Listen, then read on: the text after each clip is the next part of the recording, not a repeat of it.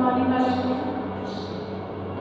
Class 10th ए chapter 2 प्राकृतिक संसाधनों का समुचित प्रबंधन।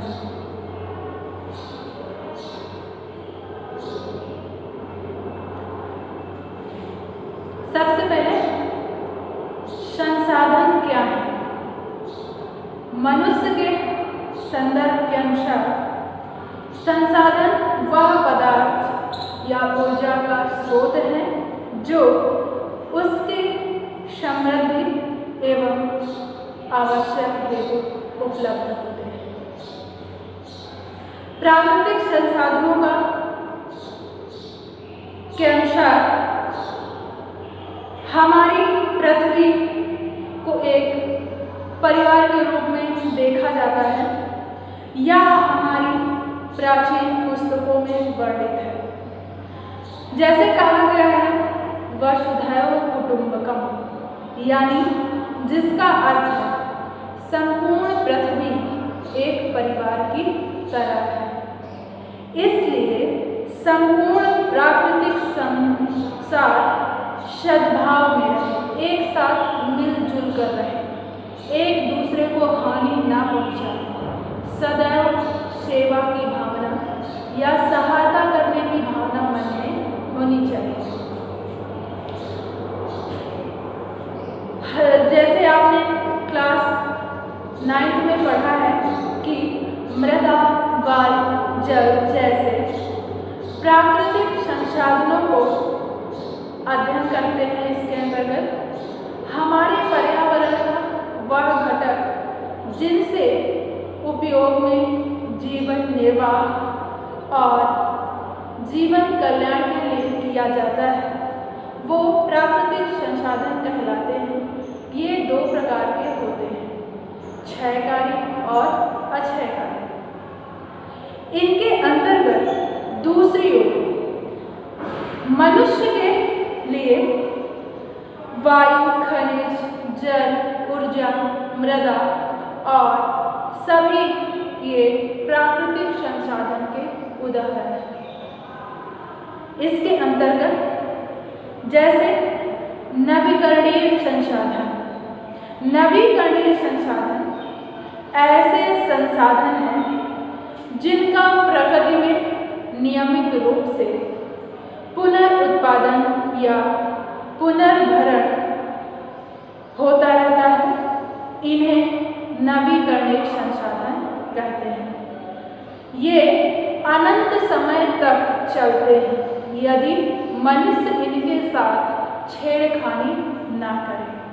इसलिए हमारा यह दायित्व बनता है कि हम किसी भी प्रकार का दखलंदाजी ना करें, जैसे वन्य जीव आदि। इसके अंतर्गत आपने संसाधनों के विभिन्न संगठनों में प्राकृतिक में बार बार यह देखा होगा कि इसका चक्रण किस प्रकार होता है और इसके लिए इन संसाधनों का अनियमित या अविवेकपूर्ण कैसे मनुष्य इसका दोहन करता है, जिससे ये संतुलन बिगड़ता जा रहा है और एक दिन इसे पृथ्वी पर रहने वाले समस्त जीव जंतुओं को, मनुष्यों को भुगतना पड़ेगा। इसलिए प्रकृति की दी हुई चीज़ों पर हस्तक्षेप ना करें, उसे जितनी आवश्यकता है उसी के हिसाब से उसका उपयोग करें, उसके साथ छेड़खानी ना करें। साथ ही मनुष्य के क्रियाकलापों से इन संसाधनों का प्रदूषण भी बढ़ता जा रहा है, चाहे वो वायु हो या जल हो या मृदा, सभी प्रकार से प्रदूषण बढ़ता जा रहा है। इस अध्याय में आपने जो संसाधनों के बारे में पढ़ा है उसका अध्ययन करना और उसको अच्छे से समझना और उसका अपने अंदर उन सभी नियमों का पालन करना सीखिए और सभी को जागरूक करिए। यहाँ वन्य जीव कोयला, पेट्रोलियम जैसे संसाधनों की चर्चा की जा रही है। ये सब नवीकरणीय संसाधन हैं जो अनंत काल तक बने रहने के लिए हैं, लेकिन इसे मनुष्यों की दखलंदाजी ने प्रदूषित कर दिया है। पर्यावरण मुद्दा ही ले लीजिए, जैसे कि पर्यावरण दिनों दिन प्रदूषित हुआ जा रहा है। इन सब के पीछे किसी न किसी तरह से मनुष्य ही उत्तरदायी है। इसके लिए प्रदूषण है क्या? हमारा वातावरण का दूषित होना ही प्रदूषण है।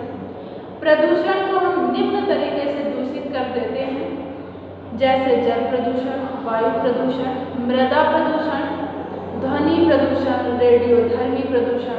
ये सब मनुष्यों के क्रियाकलापों के द्वारा प्रभावित होते हैं। पर्यावरण को स्वच्छ रखने के कई सारे नियम चलाए गए, लेकिन वो जब मनुष्य उस क्रियाकलापों पर ध्यान देंगे, उनमें नियंत्रण करना चाहेंगे, तभी ऐसा संभव है। वायु, जल जैसे संसाधनों को किसी की देश सीमा में बांधा नहीं जा सकता है।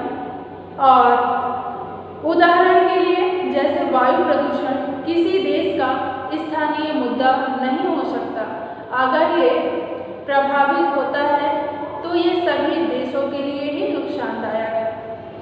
इसलिए सब लोग मिलजुल कर रहें और अपना अपना उत्तरदायित्व समझें और इसको स्वच्छ रखने का प्रयास करें। 9 मई 1992 को United Nations framework convention on climate change नामक एक अंतर्राष्ट्रीय पर्यावरण संधि स्वीकार की गई, जिसे जून 1992 में रियो डी जेनेरो में होने वाले अर्थ समिट यानी पृथ्वी सम्मेलन में हस्ताक्षर किए गए। इसके लिए इसका उद्देश्य यह था कि वायुमंडल में बढ़ती ग्रीन हाउस गैसों के प्रभाव को रोकना है और इसी के लिए यह क्रियाकलापों पर लगाम लगाई जा सके, जिससे ग्लोबल वार्मिंग या प्रदूषण जो भी है इन सभी को रोका जा सके। क्योटो प्रोटोकॉल इस संधि का विस्तार इस तरह से हुआ कि इसे जापान में क्योटो शहर में 11 दिसंबर 1997 को अंगीकृत किया गया। इसके लिए फरवरी 2005 से प्रभावी हुआ तथा इसमें उन 192 दावेदार पार्टी देश हैं। इसकी पहली अवधि हेतु दोहा संशोधन आदि प्रस्तुत किए गए और इसे पुनः स्वीकृति भी दी गई।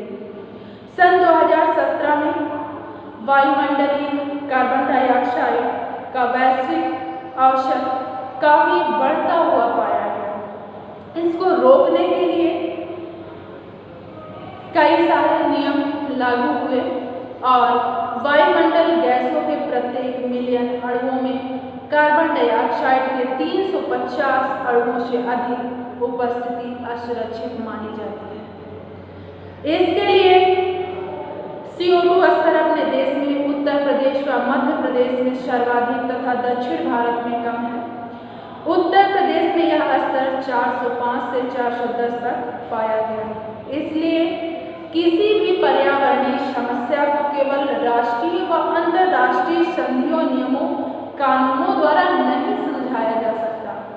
इसके लिए सभी को जागरूक करना होगा, सभी को एक साथ एकजुट होकर के इस लड़ाई को लड़ना होगा। ये सभी का दायित्व है कि पर्यावरण को स्वच्छ रखें। अनेक परिस्थितिविदों व पर्यावरण प्रेमियों ने बढ़ते हुए पर्यावरण प्रदूषण और प्राकृतिक संसाधन के अविवेकपूर्ण होते हुए दोहन को नियंत्रित करने का प्रयास कर रहे हैं। उन्होंने यह प्राकृतिक संसाधन के संरक्षण व पर्यावरणीय संतुलन बनाए रखने के लिए जनमानस की भागीदारी सुनिश्चित करने का कार्य भी करते हैं। इनमें से प्रमुख हैं जैसे United Nations Environment Programme, World Wildlife Fund. इस तरह से कई कार्यक्रम को चला करके लोगों को जागरूक किया जा रहा है। इसी तरह जैसे गंगा नदी लगातार दिनों दिन प्रदूषण इसका बढ़ता जा रहा है। गंगा अपने देश की सर्वाधिक महत्वपूर्ण नदी है। कुछ समय पहले गंगा जल में खराब न होने का एक भी गुण नहीं था। निर्मल जल वाली नदी यह अपने देश में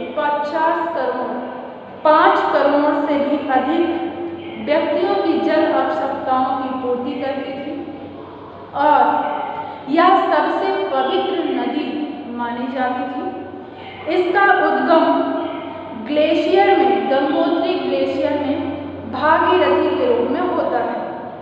देवप्रयाग में भागीरथी, अलकनंदा और मंदाकिनी से जुड़कर यह गंगा बन जाती है और गंगा नदी को लोग इस तरह से प्रदूषित करने में लगे हुए हैं, इसका दोहन करते जा रहे हैं कि गंगा में कूड़ा कचरा प्रवाहित करना, साबुन लगा करके नहाना, मल मूत्र सीवेज वगैरह को बहाना, शवों को उसके किनारे जलाना, इस तरह से गंगा नदी अत्यंत प्रदूषित होती जा रही है।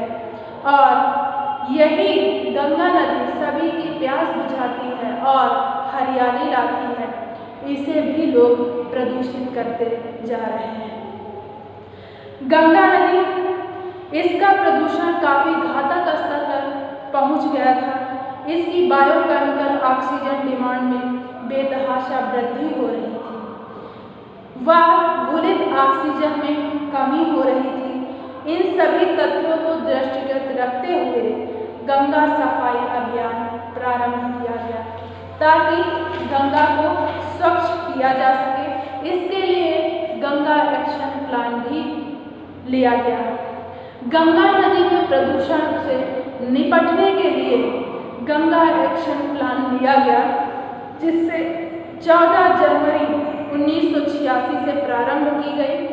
इसके लिए जल की गुणवत्ता में सुधार एवं औद्योगिक अपशिष्टों को नदी में न प्रवाहित किया जाए और घाटों का विकास, नदी की जैविक विविधता का संरक्षण, नदियों के लिए एक आदर्श मॉडल का विकास किया गया, जिससे गंगा नदी को स्वच्छ निर्मल रखा जा सके। जैसे गंगा का डॉल्फिन, ये एक विलुप्त जीव है आज के समय में। गंगा की डॉल्फिन, जिसका वैज्ञानिक नाम प्लेटेनिस्टा गैंगेटिका है, ये हमारे राष्ट्रीय देश का जलीय जंतु है। नदियों में अच्छी संख्या में ये डॉल्फिन पाई जाती थी। ये सिस्टेसिया गण की एक स्तनधारी प्राणी है। ये IUCN की संकटग्रस्त प्रजातियों में, रेड डाटा पुस्तक में इसका नाम संकटग्रस्त प्रजातियों में सम्मिलित है। इस तरह से अगर हमें गंगा का प्रदूषण, गंगा को प्रदूषित होने से बचाना है तो हमें समस्त नियमों का पालन करना होगा। जैसे नमामि गंगे कार्यक्रम चलाया गया। नमामि गंगे कार्यक्रम केंद्रीय सरकार का एक एकीकृत संरक्षण मिशन रहा है। इसमें 20,000 करोड़ रुपए का यह कार्यक्रम जून 2014 से प्रारंभ किया गया। इसके 2 प्रमुख उद्देश्य हैं। इसके प्रदूषण को समाप्त करना, राष्ट्रीय नदी गंगा का संरक्षण करना, वाहित मल उपचार सुविधाओं का विकास करना, वनीकरण करना, जन जागरूकता अभियान, यानी लोगों को ज़्यादा से ज़्यादा जागरूक किया जाए, जिससे कि सभी लोग स्वच्छता अभियान में सहायक बने, न कि इसका दोहन करें। सभी का साथ महत्वपूर्ण है और सबके साथ से ही यह नमामि गंगे कार्यक्रम संभव हो सकता है। इसलिए सभी लोग जागरूक हों और अपने आसपास के लोगों को भी जागरूक करें, अपने पर्यावरण को, वातावरण को प्रदूषित होने से बचाएं। आज का टॉपिक सिर्फ यहीं तक। आपके लिए होमवर्क है प्राकृतिक संसाधन क्या है, इससे होने वाले लाभ और नुकसान के बारे में सविस्तार वर्णन कीजिए।